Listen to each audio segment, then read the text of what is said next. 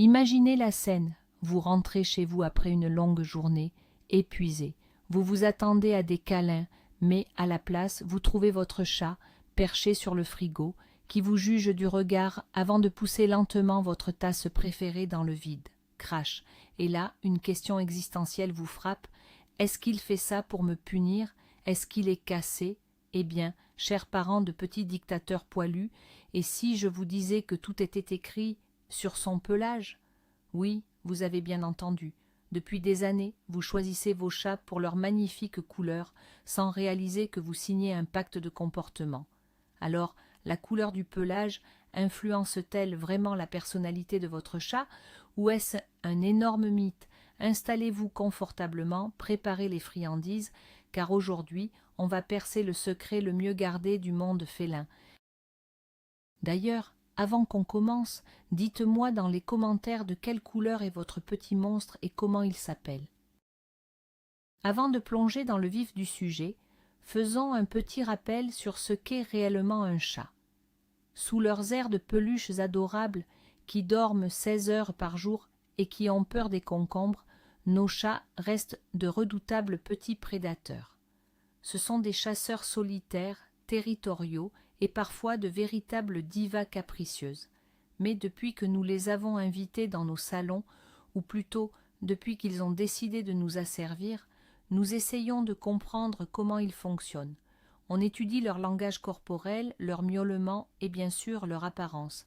La zoopsychologie s'est même penchée sur la question. La génétique qui détermine la couleur des poils est-elle liée aux gènes qui déterminent le caractère? Certains chercheurs disent que oui, d'autres crient aux stéréotypes. Mais soyons honnêtes, n'importe quel propriétaire de chatte vous jurera sur sa vie que les chats roux sont des clowns et que les chats noirs sont des anges. Alors, qu'en est-il vraiment? Décortiquons ensemble ces profils psychologiques hauts en couleur. Commençons par la star incontestée d'Internet et le roi des bêtises, le chat roux. Si vous avez un chat roux à la maison, vous savez exactement de quoi je parle. Il y a cette légende urbaine hilarante, mais étrangement précise, qui dit que tous les chats roux du monde se partagent un seul et unique neurone, et qu'ils doivent attendre leur tour pour l'utiliser. Et honnêtement, quand vous regardez votre petit tigre de salon courir à pleine vitesse contre un mur, ou s'effrayer de son propre reflet, vous commencez vraiment à y croire. Mais d'où vient cette réputation de pitre absolu? C'est fascinant. Environ 80% des chats roux sont des mâles, et chez les félins, les mâles ont souvent tendance à être plus pâteaux, plus intrépides et beaucoup moins prudents que les femelles. Votre chat roux n'est pas stupide, il vit juste sa meilleure vie sans aucun filtre et sans aucune notion de danger. C'est littéralement le Golden Retriever du monde félin. Il est celui qui va s'endormir dans des positions impossibles et ronronner comme un tracteur dès que vous le regardez. Alors non, vous n'avez pas choisi un chat cassé, vous avez choisi une machine à divertissement perpétuel. Passons maintenant aux magnifiques chats noirs, ces mini-panthères d'appartement qui souffrent de la pire réputation depuis le Moyen-Âge.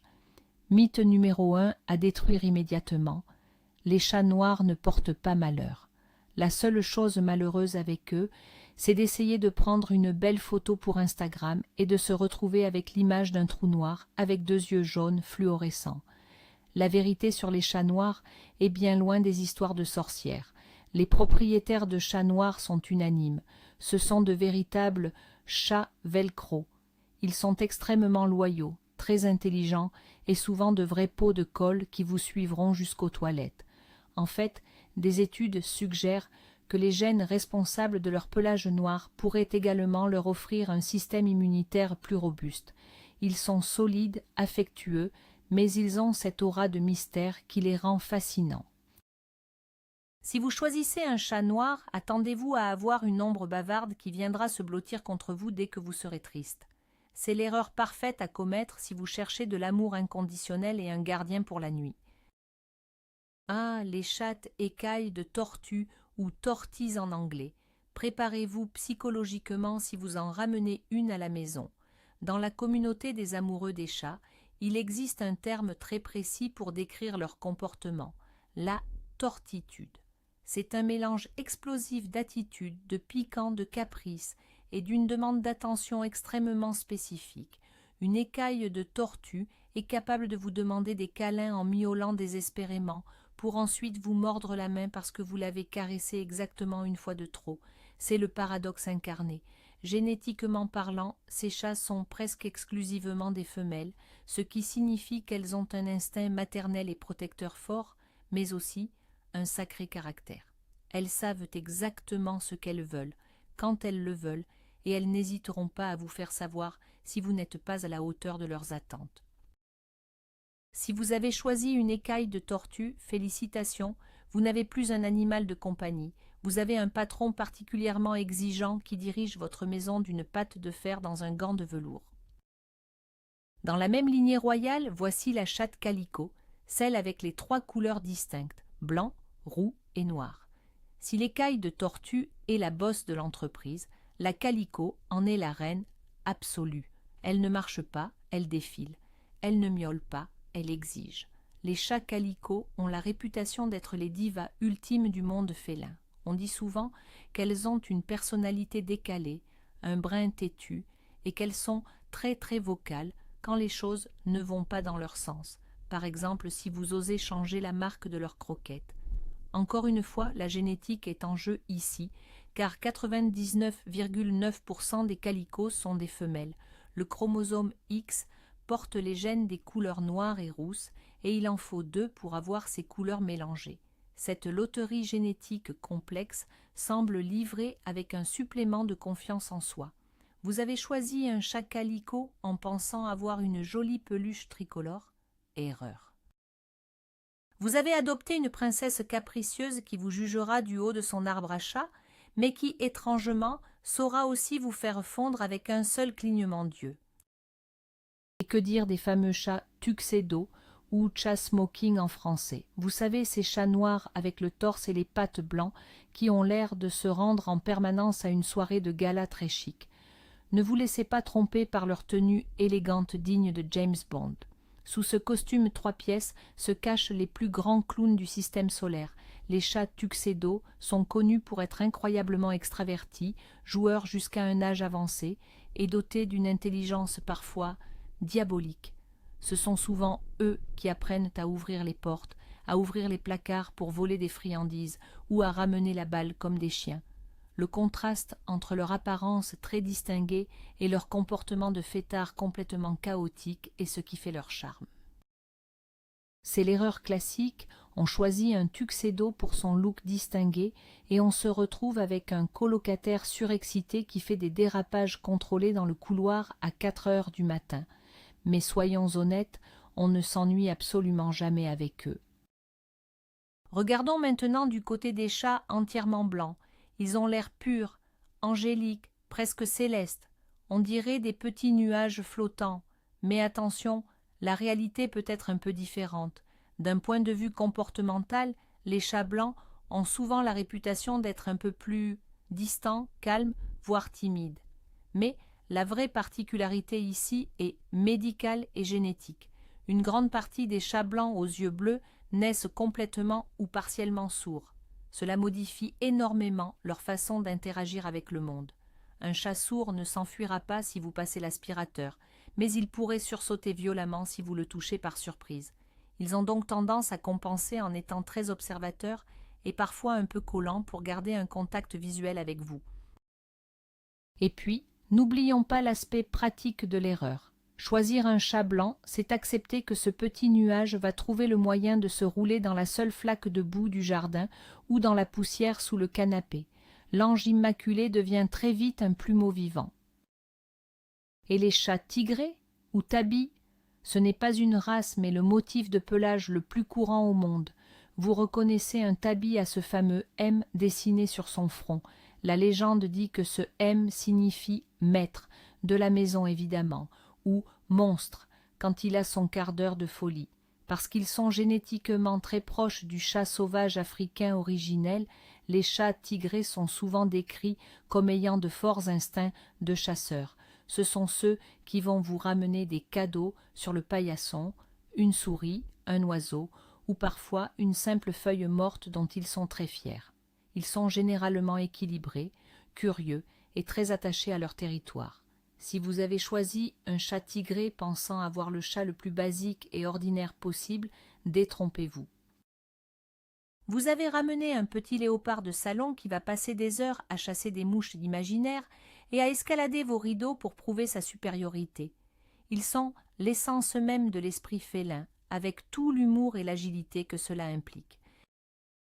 Penchons-nous sur le cas des chats gris, ou bleus dans le jargon des éleveurs, comme le célèbre chartreux ou le bleu russe. Il y a quelque chose d'intrinsèquement apaisant dans cette couleur, n'est-ce pas? Et devinez quoi? La personnalité suit souvent.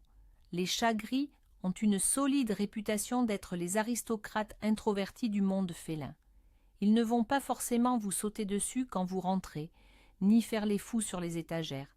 Ils préfèrent observer la situation de loin, évaluer si vous méritez leur attention, puis venir délicatement se frotter contre vos jambes. Ce sont des chats extrêmement doux, parfois un peu exclusifs. Ils ont tendance à choisir leur humain dans la famille et à ignorer royalement les autres. C'est l'erreur du débutant. On choisit un chat gris pour la famille et finalement, le chat décide qu'il n'aime que la maman et lance des regards noirs au reste de la fratrie.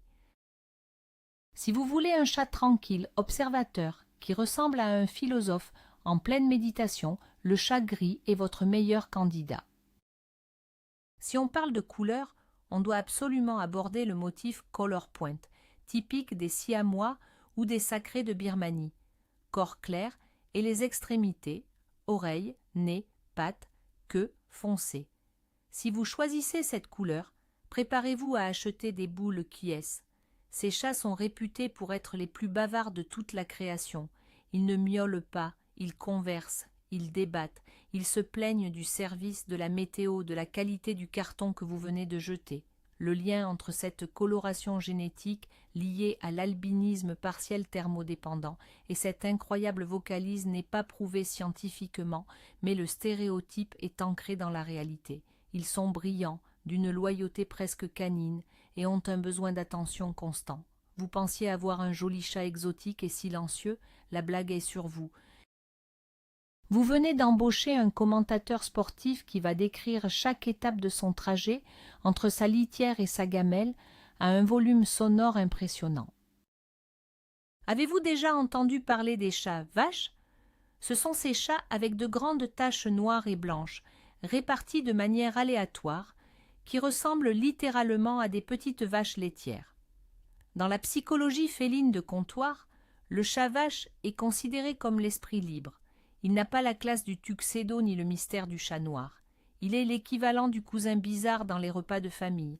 Les propriétaires de chats vaches rapportent souvent des comportements totalement imprévisibles et souvent comiques. Un instant, ils dorment sur le dos, avec les pattes en l'air et la langue sortie. L'instant d'après, ils attaquent férocement un chausson de manière non provoquée.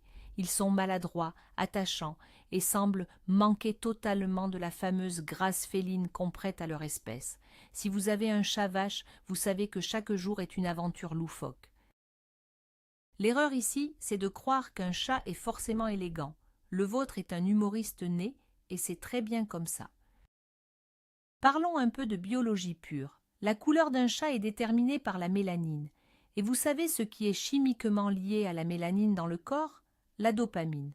Ce neurotransmetteur joue un rôle énorme dans le comportement, la gestion du stress, l'activité motrice et même le plaisir. C'est ici que la science rejoint nos superstitions de parents de chats.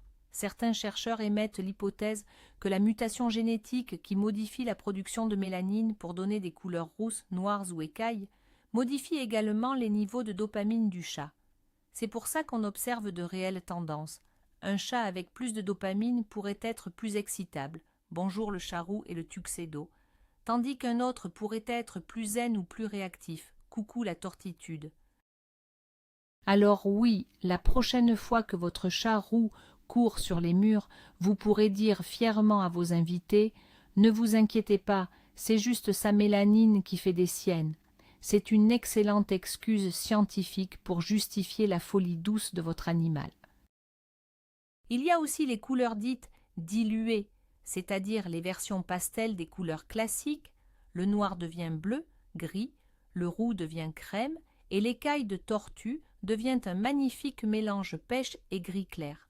La rumeur veut que ces couleurs douces s'accompagnent de personnalités tout aussi douces.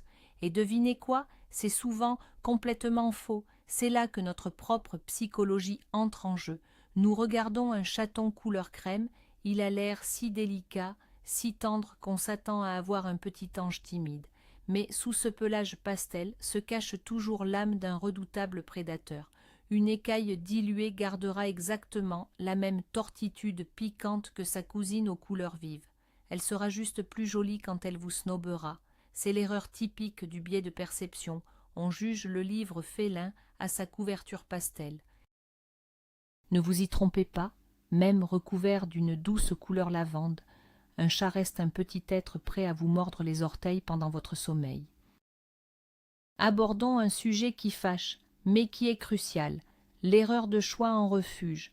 Saviez-vous que la couleur détermine souvent le temps qu'un chat passe dans une cage avant d'être adopté? C'est ce qu'on appelle le syndrome du chien et chat noir. À cause des vieilles superstitions, de la difficulté à les photographier, ou simplement parce qu'ils sont considérés comme ordinaires, les chats noirs et les chats noirs et blancs attendent parfois des mois, voire des années, plus longtemps que les chatons roux ou siamois. Et c'est là que des millions de personnes font l'erreur de leur vie. En passant devant ces cages à la recherche d'une couleur plus originale, ils passent à côté d'animaux souvent décrits par les vétérinaires et les bénévoles comme les plus affectueux et les plus reconnaissants. Si vous voulez vraiment un compagnon exceptionnel, oubliez la couleur à la mode sur TikTok. Regardez le chat ordinaire dans le fond de la cage. Vous pourriez bien y trouver l'amour de votre vie, emballé dans une petite fourrure noire. Voici un aspect hilarant de l'erreur de choix de couleur, l'assortiment avec votre garde-robe. Oui, parlons-en, vous êtes quelqu'un qui ne s'habille qu'en noir, vous êtes gothique, métalleux ou juste fan de l'élégance sombre, et vous avez craqué pour un adorable chat blanc ou un chat roux. Félicitations, vous venez de ruiner votre vie sociale ou de dédier 10% de votre salaire à l'achat de rouleaux anti-peluche. C'est une erreur de débutant magistral. Les poils de chat ont cette magie noire de s'incruster dans absolument tous les tissus et ils sont particulièrement voyants par contraste. À l'inverse, si vous avez un canapé crème et que vous adoptez un chat noir, vous allez passer votre temps à vous asseoir sur lui par accident. Lors du choix d'un chat, si la couleur ne détermine pas 100% de son caractère, elle va en revanche dicter à 100% votre routine de ménage. Beaucoup de vétérinaires plaisantent en disant que le critère numéro 1 d'adoption devrait être la couleur de vos meubles du salon. Connaissez-vous la magie des couleurs qui changent? C'est une autre erreur fréquente, croire que le chaton que vous adoptez gardera sa couleur. Prenez le fameux siamois, ils naissent entièrement blancs, c'est la température de leur corps qui dicte la coloration de leurs extrémités en grandissant. S'il vit dans un pays froid, le siamois deviendra plus foncé. S'il vit sous les tropiques, il restera très clair. Et avez-vous déjà vu un chat noir rouillé, sous l'effet d'une exposition prolongée au soleil et parfois d'un manque de tyrosine dans leur alimentation? Le pelage noir de votre chat peut virer au brun, voire au roux-feu. On appelle ça la rouille du chat. Il y a aussi ce qu'on appelle la fever coat, le pelage de fièvre.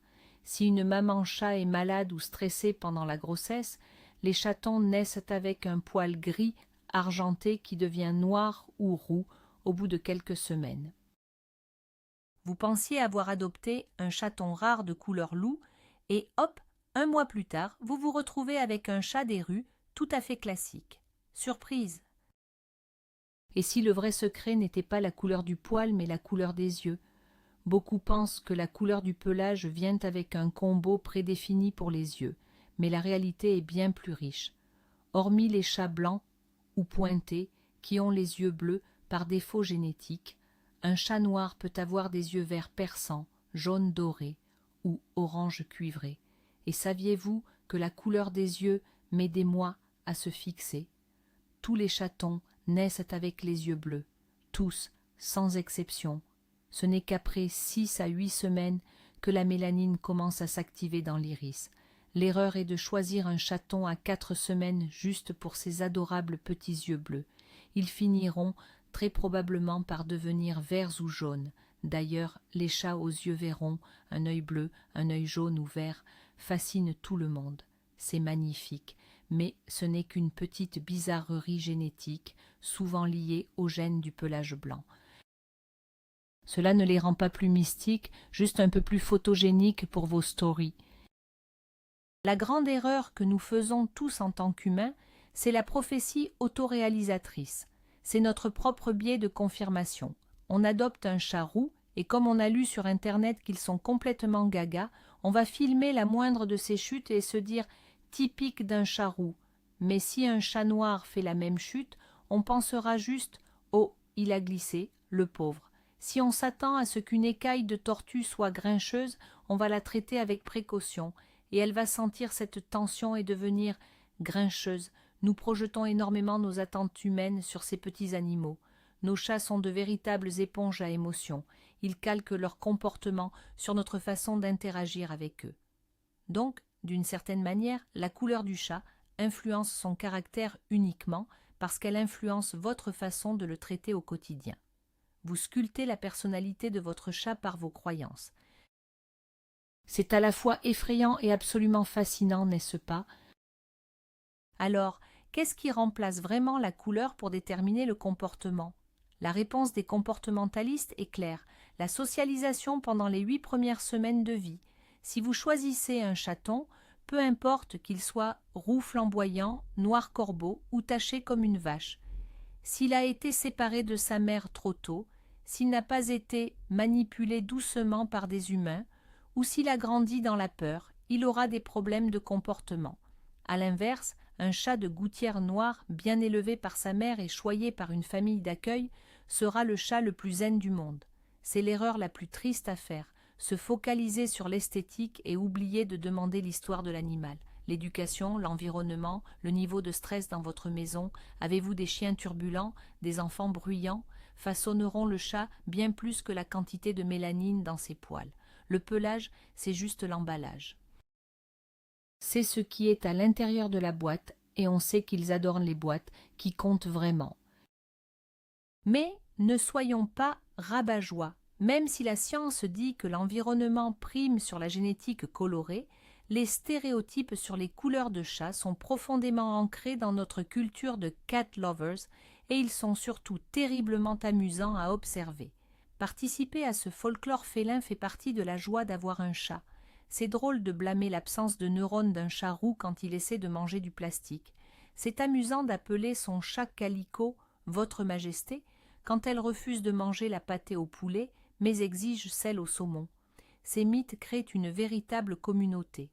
Sur les réseaux sociaux, les propriétaires de chats noirs se soutiennent, les victimes de tortitude créent des groupes de soutien psychologique, et tout le monde rit ensemble.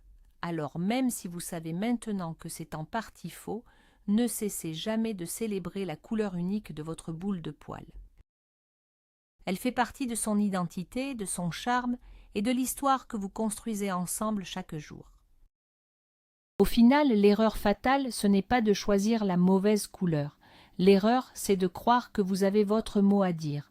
Tous les vrais amoureux des chats connaissent cette règle d'or. Ce n'est pas vous qui choisissez le chat, c'est le chat qui vous choisit. Vous pouvez aller au refuge avec la ferme intention d'adopter un magnifique chat blanc aux yeux bleus, très calme. Et là, un petit chat de gouttière tigré et borgne passe la patte à travers les barreaux de sa cage, vous accroche le pull et commence à ronronner si fort que les murs en tremblent. Et voilà, vous rentrez chez vous avec un tigré surexcité. Vous aviez un plan coloré. Le chat avait un meilleur plan pour vous. Quelle que soit la couleur de votre chat, avec ses défauts, ses miaulements nocturnes, ses dérapages sur le parquet et son amour inconditionnel, c'est la couleur parfaite. Parce que c'est celle de l'être qui a décidé de vous tolérer sur son territoire, et ça, c'est le plus beau des privilèges. Et voilà, vous savez maintenant tout ce qui se trame dans ces petites têtes poilues. La couleur donne peut-être quelques indices, mais au fond, qu'ils soient roux, noirs, écailles ou tigrés, ce sont tous de parfaits petits dictateurs que nous adorons servir au quotidien. C'est ça, la vraie magie de la ronron-thérapie. Si cette vidéo vous a fait sourire ou si vous avez reconnu votre propre petit monstre dans ces descriptions, n'oubliez pas de mettre un gros pouce bleu, de vous abonner à la chaîne pour ne rater aucun de nos décryptages et surtout, partagez cette vidéo avec d'autres parents de chats qui croient encore que leur chat roux est un génie incompris. Alors, à votre tour de passer aux aveux. Quelle est la couleur de votre chat et confirme-t-il totalement les stéréotypes ou est-il l'exception qui confirme la règle? Dites-moi tout dans les commentaires, je me ferai un plaisir de tous vous lire. À très vite.